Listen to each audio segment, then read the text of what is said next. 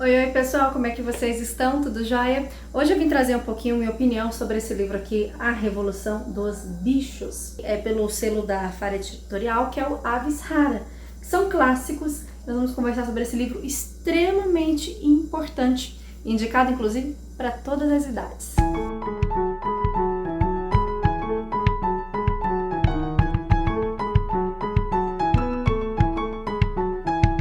Quero aproveitar e pedir para você já se inscrever aqui no canal, dar o joinha aqui nesse vídeo e também ativar o sininho de notificação. A Revolução dos Bichos, gente, é um livro publicado há 75 anos atrás que fala um pouquinho sobre a Revolução Francesa. O autor, inclusive, ele tinha vários ideais e ele traz um pouquinho sobre esses ideais aqui no livro. Eu pensei em várias vezes aprofundar um pouquinho, falamos sobre Revolução Francesa, falamos sobre comunismo, fascismo, nazismo, sobre totalitarismo, ditadura. Só que daí tem tantos e tantos vídeos aqui no YouTube aprofundando um pouquinho sobre a Revolução dos Bichos que eu decidi trazer algo mais sucinto, algo mais claro para a gente poder entender como esse livro ele é aplicado ainda nos dias atuais e como podemos perceber que nem sempre uma mudança de poder é benéfica. É isso que deixa muito claro esse livro, que é uma analogia, que é uma fábula focado em animais. Como nós podemos pegar a mensagem desse livro e trazer para a nossa vida, para o nosso cotidiano. Esse livro começa com animais na fazenda se sentindo ameaçados pelo proprietário, pelo fazendeiro. Eles trabalham muito, praticamente não comem, o fazendeiro bebe demais, esquece de dar comida para os animais, para as vacas, para os porcos, galinhas, ovelhas, gatos, cachorros. Eles se sentem menosprezados e trabalhando em excesso. Então um porco senhor lá, um porco mais idoso, com 12 anos de vida, decide contar um sonho que ele teve e fala sobre liberdade, tece teorias e sonhos sobre não ser ameaçado mais pelo ser humano, sobre superar esses problemas, podemos viver uma vida melhor. Vamos lutar, vamos em frente, não deixem ser amedrontados aí pelas mazelas dos seres humanos. E esse porco morre. Com a morte desse porco, o sonho dele, os ideais que ele decretou, ficam ruminando ali entre os animais. E um porco, dois porquinhos na verdade, porquinho não tem nada, mas dois porcos, chama Napoleão e outro chama Bola de Neve, decidem pegar todos esses ideais desse porco falecido e criar o animalismo. Regras, teorias baseadas no que o porco velho disse, que chama Major esse porco, né? Que morreu, e que vão poder impulsionar a vida dos outros porcos para eles poderem viver e não desistirem e passar por cima dos seres humanos. Começa a colocar isso ali no coração dos animais. Começa a sedimentar o animalismo, começa. Os burburinhos, as conversaiadas, e quando os animais passam por uma situação de fome, de não serem alimentados, os próprios animais, as massas atiçadas pelas teorias libertadoras, decidem arrancar os portões e colocam os donos da fazenda, os funcionários para correr. E quando eles conseguem se livrar dos proprietários, eles decretam então ali que aquela é a fazenda dos animais, que agora eles têm liberdade. Eles vão produzir e se sustentar, eles não vão produzir para o ser humano comer. Eles vão agora produzir o fruto do seu trabalho para o seu autossustento. Os próprios animais vão comer o que eles trabalham. Esse é o tripé. É o tripé dessa história. Os humanos não precisam, os humanos não produzem, eles só mandam. Então agora nós vamos produzir e nós vamos nos alimentar, nós vamos comer, nós vamos ter mais descanso, mais vida boa. E esses dois porcos, o Napoleão e o Bola de Neve, acabam assumindo ali à frente para poder reorganizar a fazenda, reorganizar os animais e traz os conceitos do animalismo como regras para uma vida sustentável na fazenda e uma vida de liberdade, fraternidade entre os animais, que eles definem como os 7 mandamentos. E entre esses mandamentos nós temos: o que quer que ande sobre 2 pernas é um inimigo, o que quer que ande sobre 4 pernas ou tenha asas é amigo. Nenhum animal usará roupas, nenhum animal dormirá em camas, nenhum animal beberá álcool, nenhum animal matará outro animal e todos os animais são iguais. Esses então são os mandamentos do animalismo que foram pintados numa parede. Inclusive, quando eles vão escrever o Napoleão e Bola de Neve, os porcos falam: olha, a gente já começou a estudar, a gente começou a ler livros, nós sabemos escrever. E por causa da capacidade deles de falar, de se portar, e por já terem estudado, os animais realmente acabam deixando eles assumindo ali as tarefas, direcionando todo o trabalho, dividindo, né, as funções de cada animal ali na fazenda de trabalho, porque eles já são pessoas mais estudadas, de conhecimento. Inclusive, eles tentam levar esse conhecimento para os animais, mas, por exemplo, alguns aprendem a ler, outros só conseguem falar as consoantes, outros só aprendem A, B e C, não passa disso. Mostrando também o nível da própria sociedade.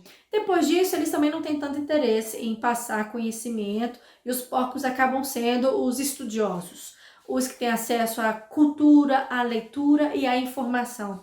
A gente sabe que quando você tem acesso à informação, você tem poder.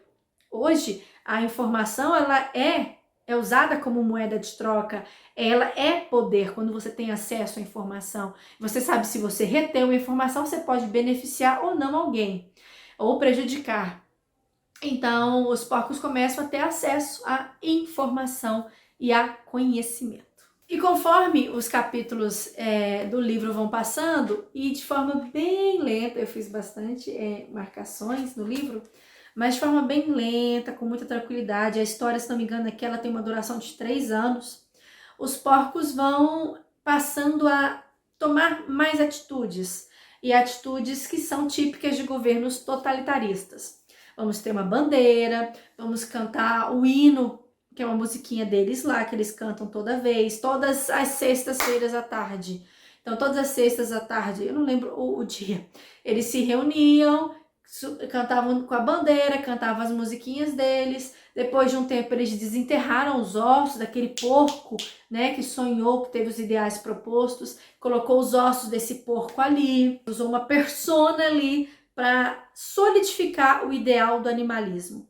Aí os humanos tentam invadir a fazenda, os porcos conseguem pôr os humanos de novo para correr, aí a espingarda de um dos humanos fica, e eles propõem que todas as vezes que eles cantarem o hino lá da fazenda, eles vão dar um tiro com a espingarda para o alto, selando mais uma vez a vitória sobre os humanos, a liberdade dos animais, e agora eles são dignos, faz o próprio sustento.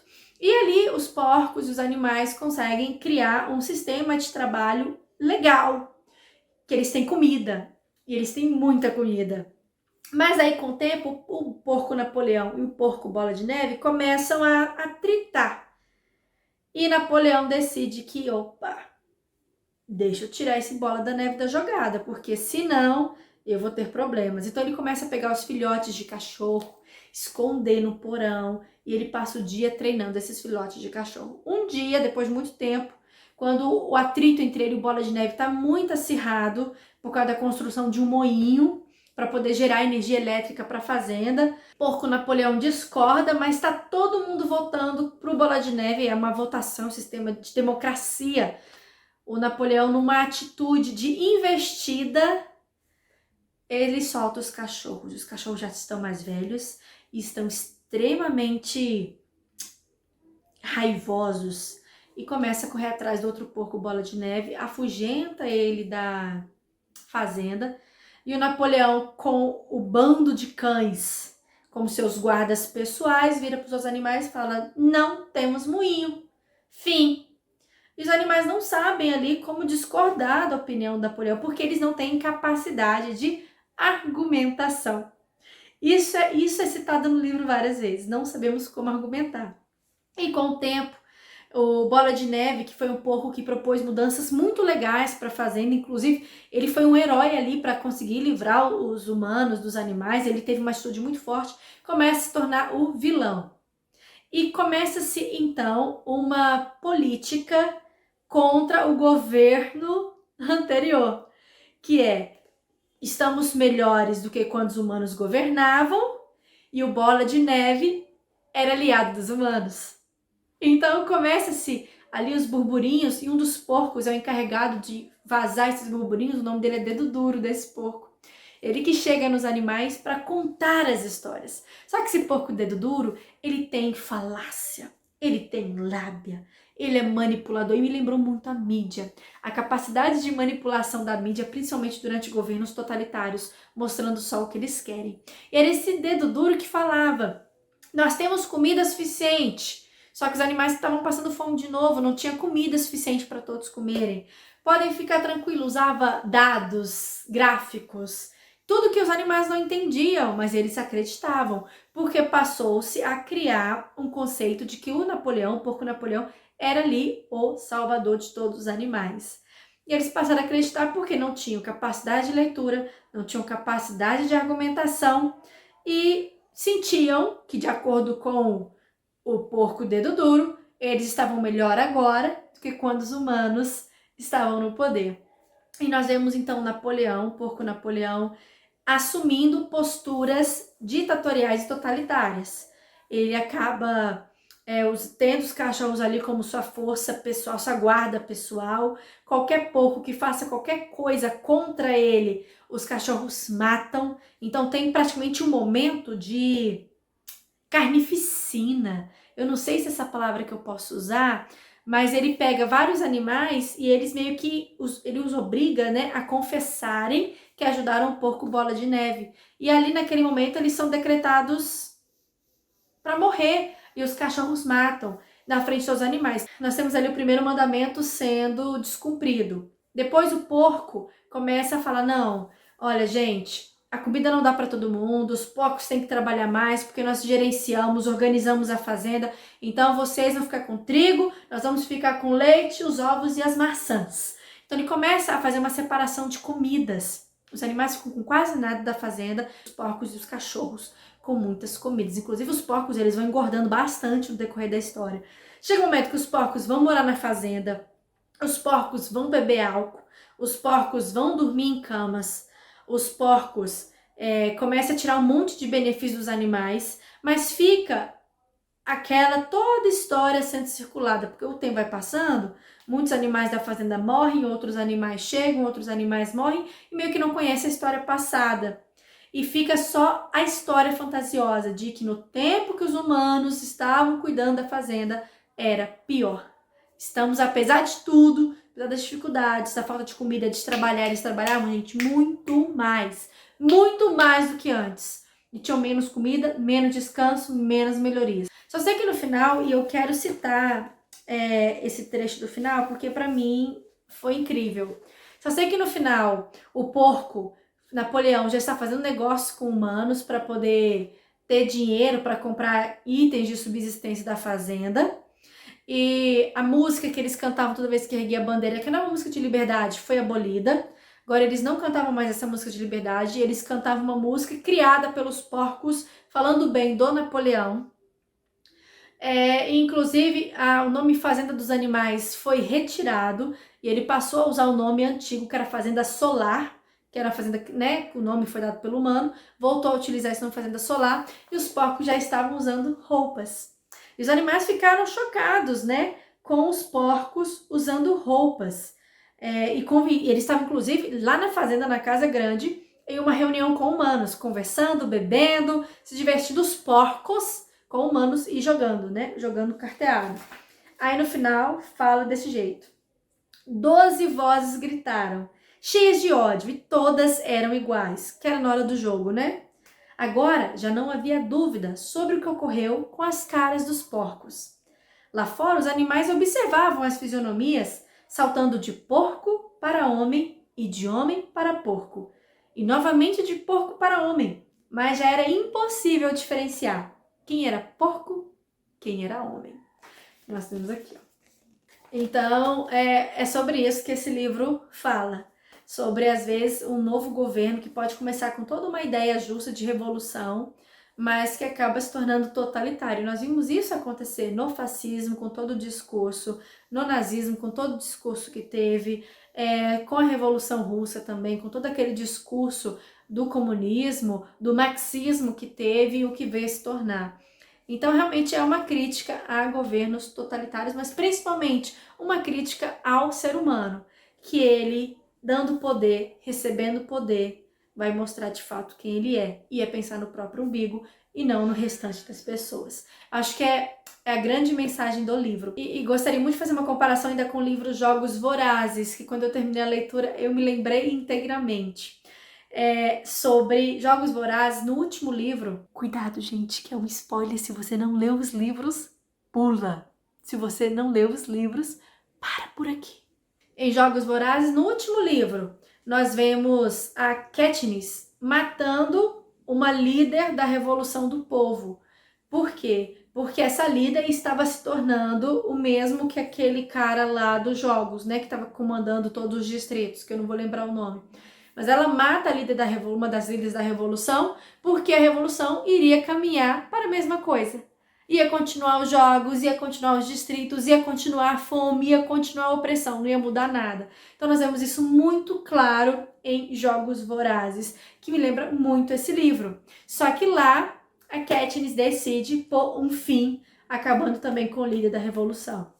O que vai ser depois a gente não sabe. Se quem vai assumir agora a revolução o novo líder vai ter a mesma postura ou não. Mas a gente vê que iria repetir a mesma coisa. O governo não ia mudar, só ia mudar a pessoa ali na frente. Então, é esse tipo de mensagem que o livro traz. Às vezes, a troca de poder, não existe troca de fato. É só um nome por outro nome. No fim, a face é a mesma coisa. Eu amei ler esse livro. É um livro incrível, eu acho que vale a pena, principalmente para estudante, quem está estudando, vai prestar vestibular.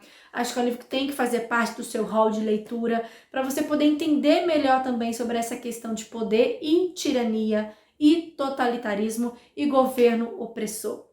Vale muito a pena para você entender tantos governos aí, porque eles conseguiram assumir e convencer tantas pessoas dos seus ideais, mas que no final prejudicaram muito mais do que beneficiaram. Como isso aconteceu? Como as pessoas se convenceram disso? Esse livro, ele ilumina a gente um pouco nesse caminho. Espero que vocês também façam essa leitura e depois me contem aqui o que acharam. Tchau, tchau, pessoal!